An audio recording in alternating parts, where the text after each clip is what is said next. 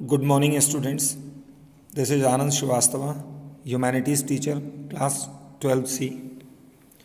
Students, in this lecture, we will discuss about the chapter number 4, Human Settlement, Geography, book India, People and Economy. बच्चों, जब आप इस chapter को पढ़ना शुरू करोगे तो इसके अंदर बताया जाएगा कि ह्यूमन सेटलमेंट का मीनिंग ये है कि क्लस्टर ऑफ ड्वेलिंग और any type of size where human beings live और रिसाइड। तो हम सभी जानते हैं कि हम लोग हड़प्पन कल्चर से जहाँ पर रहते हैं, जिस एरिया में रहते हैं, उस एरिया को थोड़ा डेवलप करते हैं।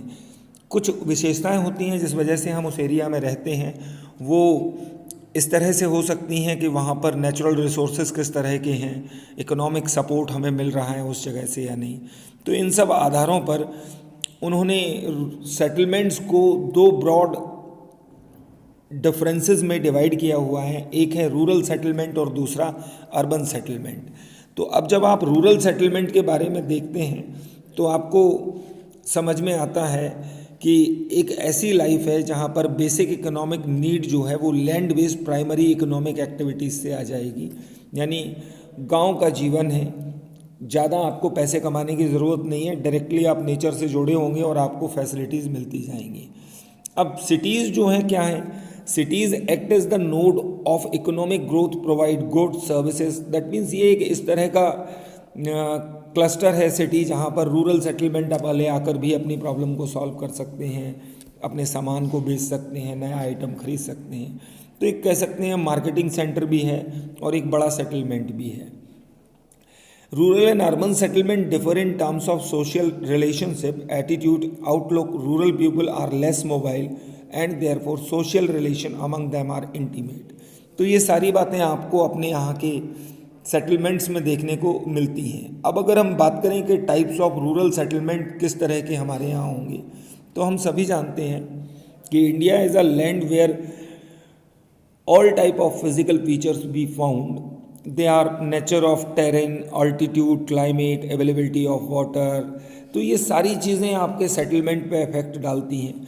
इसके साथ साथ क्या होता है, आपके social structure, caste, religion, cultural, ethnic factors, ये भी इसके ऊपर डालते हैं असर, और सिक्योरिटी फैक्टर। तो इन तीनों बातों में हमने ये देखा कि चाहे वैदिक पीरियड हो, चाहे मेडिवल पीरियड हो और चाहे मॉडर्न पीरियड हो, इंसान जब कहीं रहता है, घर बनाता है, तो वो इन सारी चीज़ों को ज़रूर देखता है।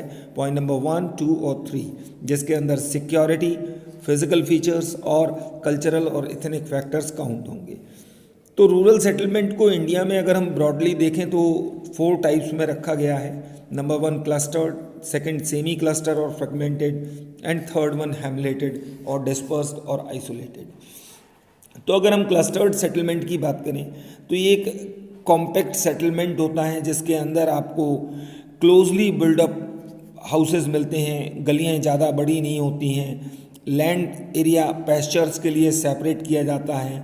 ठीक है, तो आप देख सकते हैं कि क्लस्टर्ड सेटलमेंट जो है वो आपको ज़्यादातर कहाँ मिलेगा, वो आपको बुंदेलखंड के रीजन में मिल जाएगा, नागालैंड में मिलेगा, राजस्थान में मिलेगा, और भी कई जगह आपको मिल सकता है, जैसे कि एल्यूवियल प्लेन जहाँ पाए जाते हैं नॉर्थ ईस्टर्न एरिया में, क्योंकि जहाँ ज़मीन ज़्यादा उपजाऊ होगी उस जगह इस तरह के सेटलमेंट आपको मिल जाएंगे।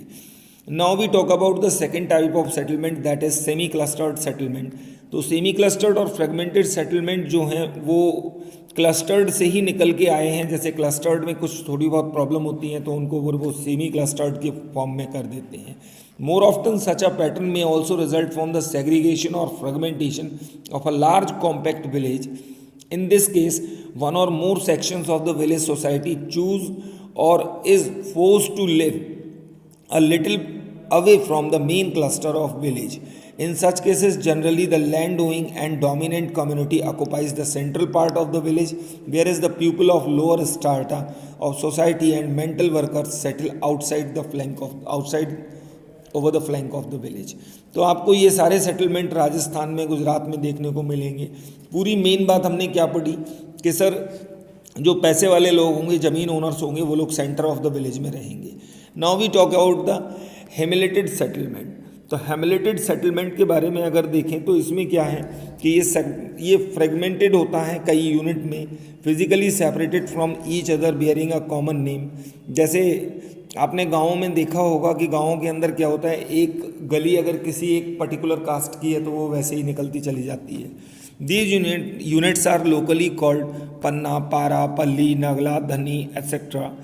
In various part of the country, this segmentation of large villages is often motivated by social and ethnic factors. मैं पहले ही आपको बता चुका, अगर आप बुंदेलखंड के विलेजेस भी देखेंगे तो आपको इसमें ये सारी चीज़ देखने को मिल जाएगी। लेकिन ये सारी चीज़ें आपको अगर ज़्यादा एकदम कहें हम बड़ी मात्रा में देखनी है तो lower Ganga plain, Chhattisgarh, lower valleys of Himalayas में आपको ये सब देखने को मिल जाएगा। Now we talk about the disperse settlement. तो डिस्पर्स सेटलमेंट में आप समझ ही रहे हैं कि सर यहाँ जंगल होगा, यहाँ पर लोग रह नहीं पाएंगे ज़्यादा अच्छे तरीके से, क्योंकि यहाँ पर जो एरिया है, टेरेन है, वो लोगों के मतलब का नहीं है, तो यहाँ पर डिस्पर्स सेटलमेंट बनाना पड़ेगा। तो ये आपको मेघालय में, उत्तराखंड में, हिमाचल प्रदेश में, केरला में इस जगह मिल सकता है।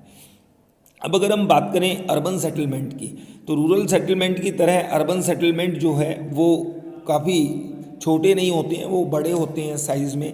इसके अलावा अर्बन सेटलमेंट को हम कई सारे non agricultural, economic, administrative functions के लिए भी जानते हैं। ज़रूरी नहीं है कि एक अर्बन सेटलमेंट आपको इंडस्ट्रीज़ प्रोवाइड कर रहा हो और प्रोडक्ट प्रोवाइड करा रहा हो सकता है वो किसी और चीज़ में भी इंगेज्ड हो, जैसे गैरिसन टाउन हो।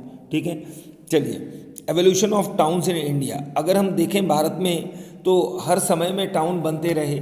वैदिक पीरियड में भी हमारे यहाँ टाउन बने, मुगल पीरियड में भी टाउन बने, दिल्ली सल्तनत के टाइम भी हमारे यहाँ सिटीज़ का डेवलपमेंट हुआ, और ब्रिटिशर्स के आने के बाद तो हुआ ही।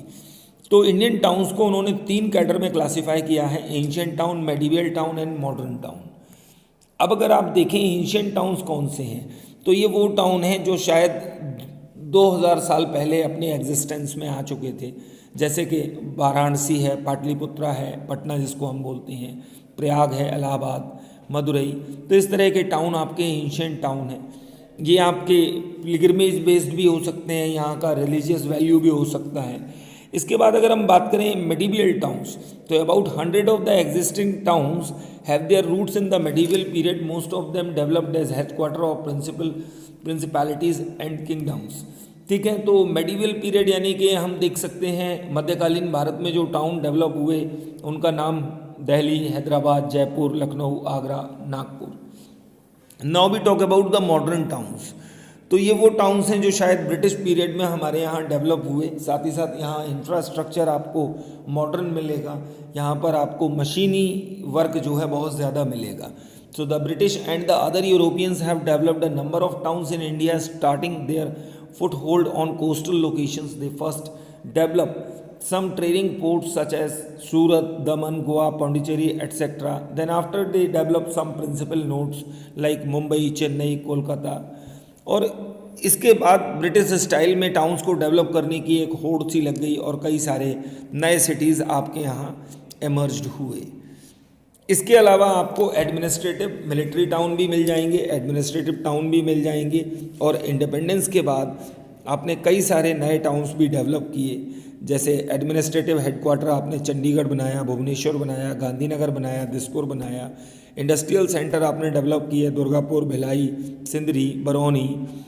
इसी तरह आपने मेट्रोपॉलिटन सिटीज़ बनाई, गाजियाबाद, रोहतक, गुरुग्राम। तो इस तरह से आपका ये पूरा रहेगा। बच्चों, अर्बनाइजेशन इन इंडिया जो टॉपिक है इसको हम लोग नेक्स्ट लेक्चर में कवर करेंगे। इस लेक्चर में हम लोग इतना ही करते हैं।